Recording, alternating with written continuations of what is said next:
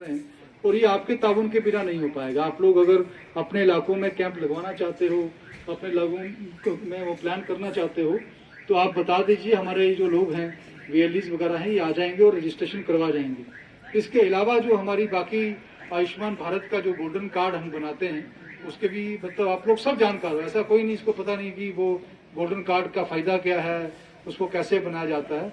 लेकिन अभी भी हम पूरा 100% सैचुरेट नहीं कर पाए हैं। बहुत सारे लोग हैं।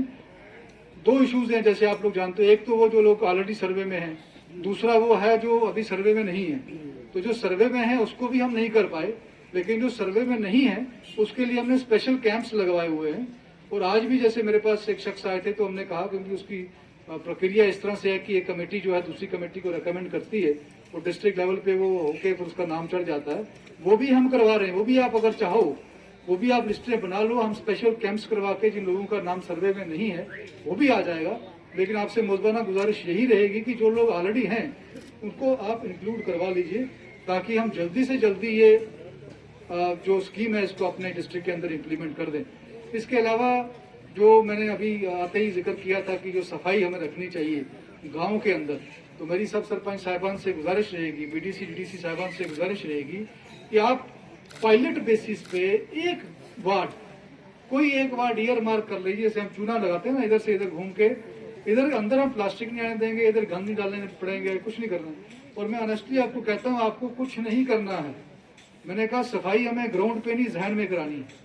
अगर हम सब लोगों को बता देंगे, वार्ड के 200 लोगों को, कि भाई घर को साफ रखना है जिस तरह से, उसी तरह से मोहल्ले को साफ रखना है, बस कोई आदमी कुछ नहीं करने वाला और सारा चकाचक हो जाएगा, बिल्कुल क्लीन जिसे कहते हैं घरों की तरह। तो फिर हम एक वार्ड, दूसरा वार्ड, तीसरा वार्ड, एक प्रक्रिया चल पड़ेगी, एक लहर चल पड़ेगी। आज हम स्वच्छ भारत अभियान की बात करते हैं, तो हम लोगों ने कभी झाड़ू नहीं पकड़ा था, लेकिन ऑनरेबल प्राइम मिनिस्टर साहब ने झाड़ू पकड़ा और सफाई देश की करनी शुरू की, तो हमने भी बड़े टाइयां शाइयां पहन के, कोट पैंट पहन के तो झाड़ू पकड़ना शर्म है। इसमें ऑलरेडी मैंने इनको कहा हुआ है, ये जो हमारे प्रोजेक्ट ओपोनेंट्स के, कि जो विडो है, गरीब है, और तीसरा जो हमारा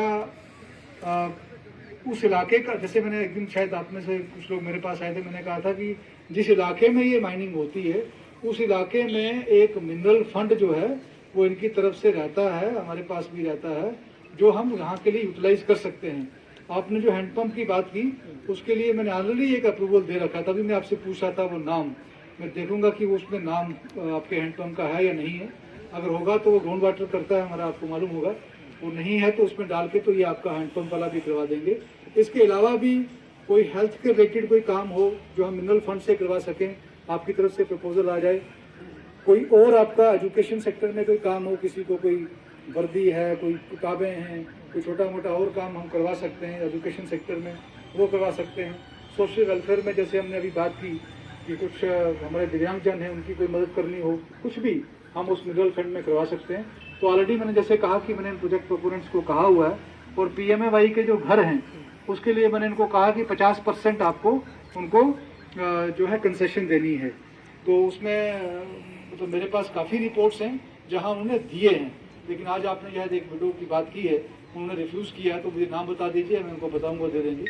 और इसी के साथ जुड़ती हुई माइनिंग की बात देखिए, ये एक बदलता हुआ सिस्टम है और ये हमें एक्सेप्ट करना पड़ेगा माइनिंग का, कि पहले कुछ और सिस्टम था, अब और बड़े बड़े प्रोजेक्ट प्रोपोनेंट्स आए हैं, उनकी कामकाज को किस तरह से हमने लगाम खींची है। अभी आपने कहा रेट किस तरह से हमने वो पूरा एक प्रोसेस लेके और लीगली हमने उसको करके तो अभी रिड्यूस किया है।